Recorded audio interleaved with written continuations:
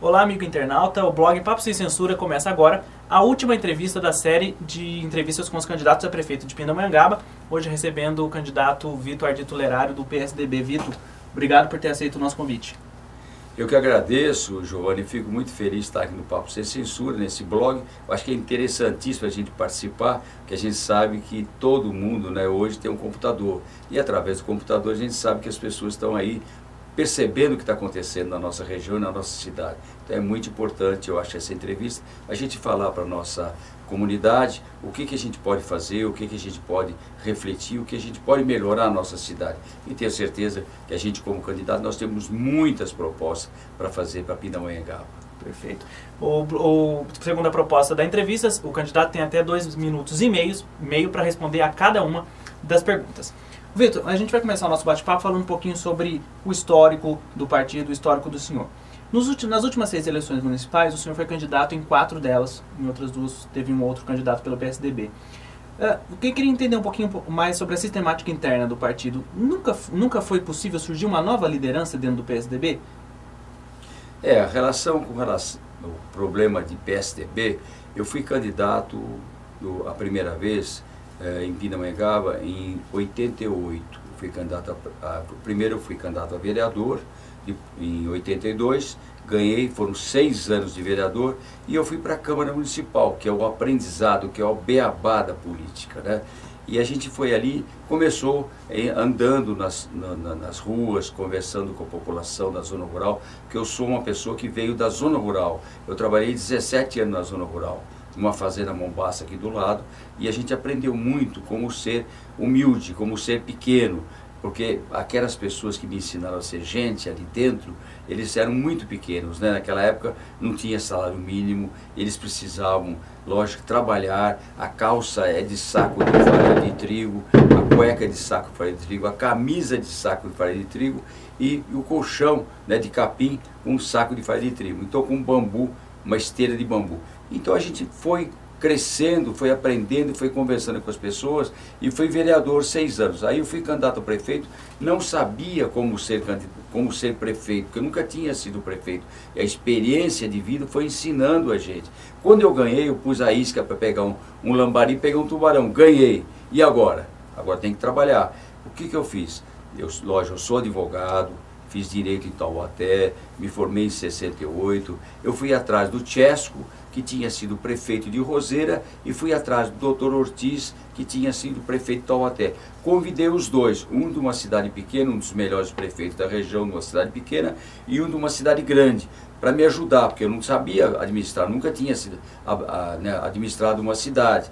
E os dois vieram dia 1º, eu comecei a trabalhar. Então foi muito importante a gente, lógico, que quando você vira prefeito, você acha que sabe tudo, você não sabe.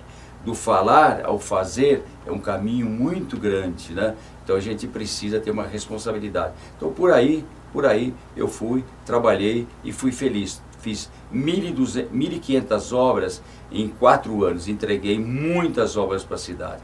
E graças a Deus a cidade cresceu, nós não tínhamos água, não tínhamos esgoto, não tínhamos galeria, a cidade tinha muita favela, não tinha calçada, nós organizamos a cidade. Perfeito. Mas ainda em relação às lideranças, nesses anos nunca surgiu uma nova liderança? Bom, aí eu fui prefeito.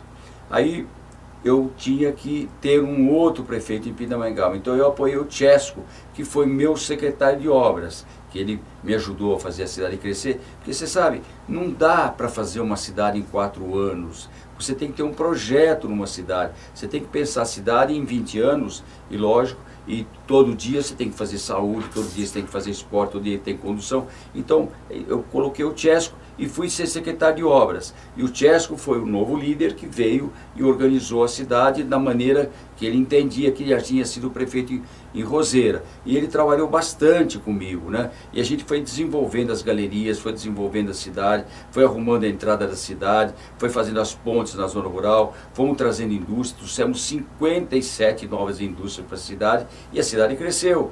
Então eu fui lá no secretário, aí ele tinha um compromisso comigo para ser, lógico, eu o próximo prefeito, porque como a gente estava junto e os projetos tinham que andar e não tinha mais nenhuma liderança dentro do partido que queria ser candidato a prefeito. Então eu fui outra vez candidato a prefeito e graças a Deus teve sucesso, fui eleito e voltei outra vez mais 4 anos como candidato a prefeito. E não surgiu um líder no partido que poderia ser candidato a prefeito. Por essa razão, como esse trabalho, né, que a gente tem com a população, de bairro em bairro, de casa em casa, a gente conversa com a população, né, a gente tem muita amizade com as pessoas, sabe? Eu fiz 3.000 casas, 3.000, não é uma, é 3.000. Você está morando aqui numa casa, eu fiz 3.000 e cada pessoa passou por mim.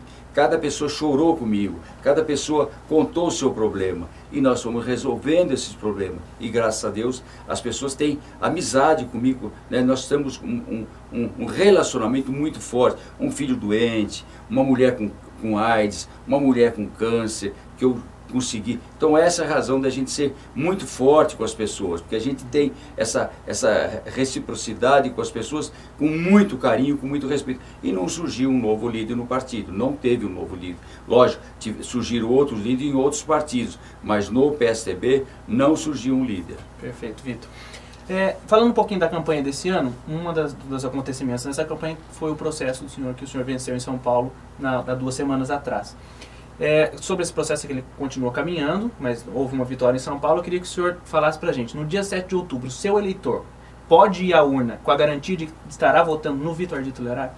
Giovanni, eu fui, né, multado, não fui caçado, eu fui multado no centro comunitário que eu fiz no passado pela prefeitura. Eu fiz 33 centros comunitários nos bairros.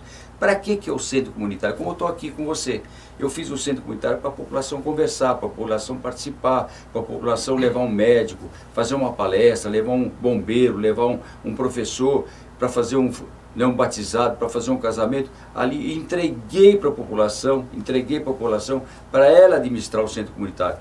E assim quis o destino, o Mactub, eles me condenaram e me multaram. Caçaram a Sandra foi caçada, minha candidata, que era candidata a prefeito, que foi minha secretária de obras, que foi minha vice-prefeita. Caçaram a Sandra, mas eu fui só multado. Não tem roubo, não tem nenhum dolo, na verdade tem só multa de R$ 2.500 e eu paguei. Logo em seguida eu paguei. Então eles pegaram esse processo, levaram para São Paulo, para o TRE, e lá no TRE eu fui julgado por 6-0. Então, lógico, o eleitor percebe na rua, no dia a dia, porque eles colocaram nos jornais que eles iam segurar a minha eleição, que não poderiam segurar a minha eleição. Então levei para São Paulo, né, no TRE, e o TRE absolveu o Vitor por 6-0. Lógico, uma vitória muito importante. Isso foi muito bom para a gente, porque o Vitor, porque o eleitor estava meio confuso, ele pode ou não pode, porque a maldade do outro lado é soltar jornais, não pode, ele está embargado, ele não pode ser mais candidato. Quer dizer, você entende? Paga-se o jornal e o jornal, a imprensa solta na rua. Quer dizer, eu acho que tem que deixar a justiça julgar para depois colocar no jornal, mas não julgar por maldade, né? Você põe na primeira página de um jornal, põe na televisão, põe na rádio que o Vitor não pode ser mais candidato. Mas não é verdade, o Vitor pode ser candidato, o Vitor é candidato e vou até o fim, se Deus quiser. Então o eleitor pode votar no Vitor dia 7, sem problema. Está em Brasília e nós vamos fazer as considerações gerais em Brasília. Perfeito, Vitor. Falando um pouquinho de cidade agora, um dos pontos importantes para Pinda. Pinda é uma cidade onde tem um desenvolvimento industrial muito grande nos últimos anos, e é importante. Mas é também importante a gente criar estruturas para que as indústrias de serviço, de base, que atendem essas indústrias maiores, possam se desenvolver na cidade. Queria que o senhor falasse um pouquinho mais sobre os seus planos para atendimento dessa indústria, que às vezes é de médio e pequeno porte. Olha, eu acho interessante o que você falou, porque nós não tínhamos muitas indústrias. Nós fomos viajar, fomos para a Noruega, para a Itália, para a França, para a Espanha, para o Japão, buscar indústria. E trouxemos 57 novas indústrias, que é a DIV, tem a Nova Metal, né? Tem a Forestia, depois ela foi embora, porque o prefeito não deu terreno. Nós tivemos outras indústrias, a Pequival, nós tivemos a Denso, que nós trouxemos para a cidade.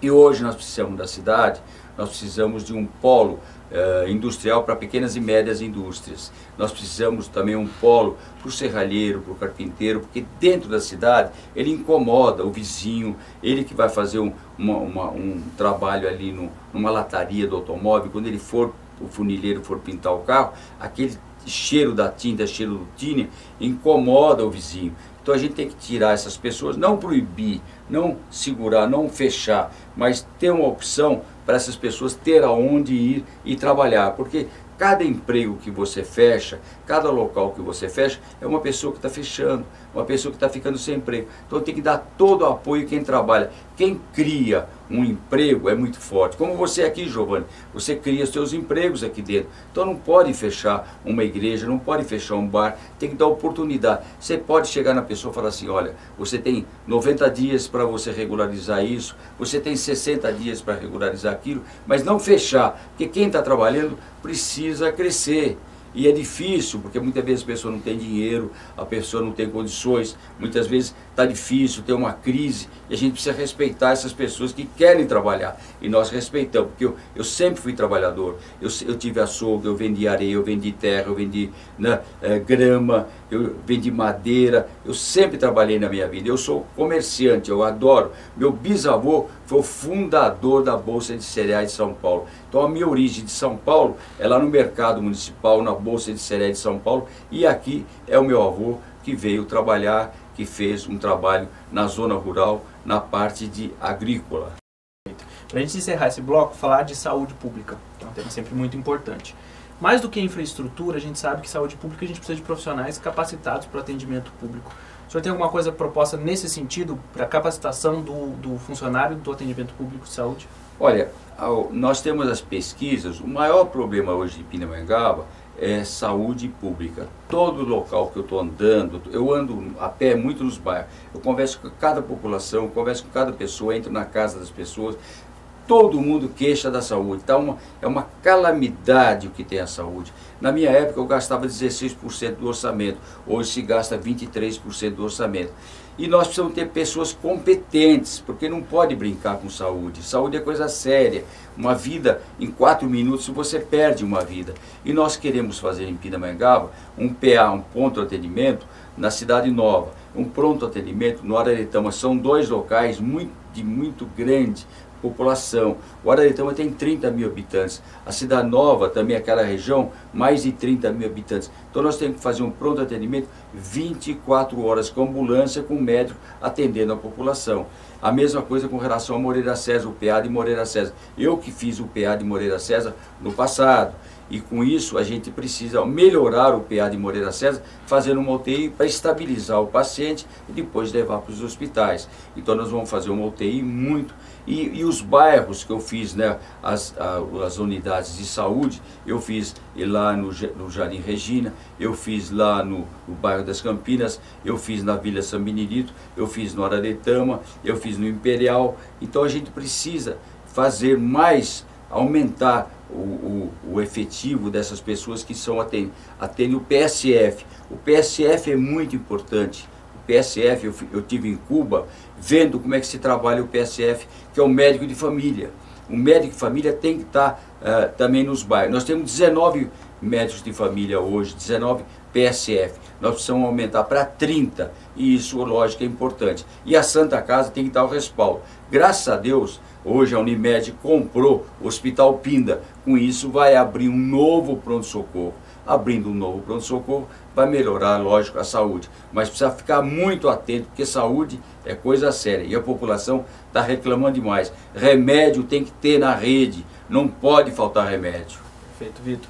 E assim nós encerramos o primeiro bloco da entrevista com o candidato Vitor Ardito Leraro do PSDB, nessa sequência, nessa série de entrevistas que o blog está fazendo com os candidatos a prefeito de Pindamonhangaba. Voltamos logo mais com o segundo bloco da entrevista.